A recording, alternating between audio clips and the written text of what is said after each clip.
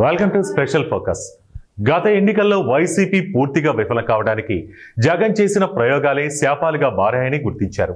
నాడు వైసీపీ అధినేత వైఎస్ జగన్మోహన్ రెడ్డి పార్టీలో కొత్తగా వచ్చిన నాయకులకు వైసీపీలో అవకాశం కల్పించారు.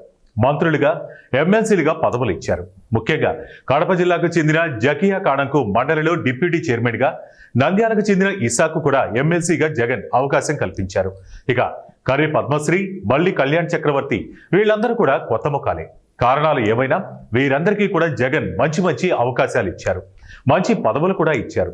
సామాజిక వర్గ సమీకరణాలు కావచ్చు, సానుభూతి కోణంలో కావచ్చు, ఏదేమైనా ప్రజల్లో పేరు తెచ్చుకోవాలన్న ఉద్దేశంతో కొంతమంది నాయకులకు జగన్ అవకాశం కల్పించారు. ఈ క్రమంలో జగన్ చేసిన అతి పెద్ద పొరపాటు పార్టీ కోసం బలంగా వాయిస్ వినిపించిన, అదేవిధంగా పార్టీలో ఆది నుంచి ఉన్న నాయకులను పక్కన పెట్టడమే.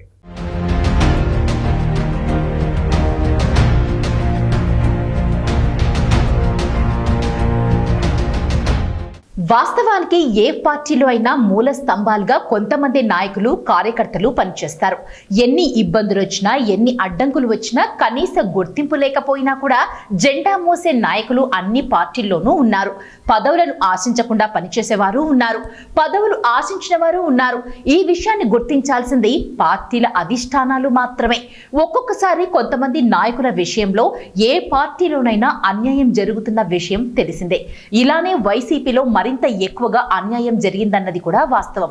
పార్టీలో సుదీర్ఘ కాలం నుంచి ఉన్న నాయకులను పక్కన పెట్టి కొత్తగా వచ్చిన వారికి మంత్రి పదవులు ఇవ్వడం, కొత్తగా వచ్చిన వారికి ఎమ్మెల్సీలు ఇవ్వడం, అదేవిధంగా కీలక పదవులను అప్పగించడం వంటివి కూడా పార్టీలో గత 5 ఏళ్లలో తీవ్ర చర్చనీయాంశంగా మారింది. మరీ ముఖ్యంగా సామాజిక వర్గ సమీకరణలను దృష్టిలో పెట్టుకుని జగన్ వేసిన అడుగులు రెడ్డి సామాజిక వర్గాన్ని మరింత బలహీనపరిచాయి. ఇది గత ఎన్నికల్లో పార్టీకి ఓటమిని, జగన్ కు పరాభవాన్ని తెచ్చేందుకు కూడా కారణమైంది. ఇప్పుడు వచ్చిన వాళ్ళు వచ్చినట్లే వెనక్కి వెళ్లిపోతున్న పరిస్థితి కనిపిస్తోంది. కొంతమంది నాయకులు ఉన్నప్పటికీ మరికొంతమంది, ముఖ్యంగా కొత్తగా వచ్చిన వారు అధికారంలోకి పార్టీ వచ్చిన తర్వాత పార్టీలో చేరిన వారు ఇప్పుడు పార్టీని వదిలేశారని చెప్పాలి. అటువంటి వారిలో ఆమంచి కృష్ణమోహన్, పోతెర సునీత, బల్లి కళ్యాణ్ చక్రవర్తి, కర్రి పద్మశ్రీ వీళ్ళందరూ కూడా పార్టీ అధికారంలోకి వచ్చిన తర్వాత పార్టీ జెండా కప్పుకున్న వారే. ఇప్పుడు వీరందరూ పార్టీని వదిలేసి చాన్నాళ్లు అయిపోయింది. ఇక మిగిలింది జెండాలు మోస్తోంది ఎవరు అంటే ఖచ్చితంగా పార్టీకి ఆది నుంచి అండగా ఉన్నవారు, ఆది నుంచి జెండా మోస్తున్నవారనే చెప్పాలి. ఈ క్రమంలో ఇప్పుడు సమీకరణలు మార్చుకోవాల్సిన అవసరం పార్టీకి ఎంతైనా ఏర్పడిందనేది రాజకీయ వర్గాల్లో జరుగుతున్న చర్చ. సుదీర్ఘ కాలంగా పార్టీలో ఉన్న వారికి ప్రాధాన్యం ఇవ్వడంతో పాటు ఆది నుంచి జెండా మోస్తున్న కార్యకర్తలను గుర్తించాల్సిన అవసరం ఉందని కూడా నాయకులు చెబుతున్నారు. ఈ దిశగా అడుగులు వేయకుండా కొత్తగా వచ్చిన వారికి పదవులు అప్పగిస్తే మాత్రం ప్రమాదకరమైన పరిస్థితిని ఎదుర్కోక తప్పదని చెబుతున్నారు. మరి జగన్ ఏం చేస్తారనేది చూడాలి.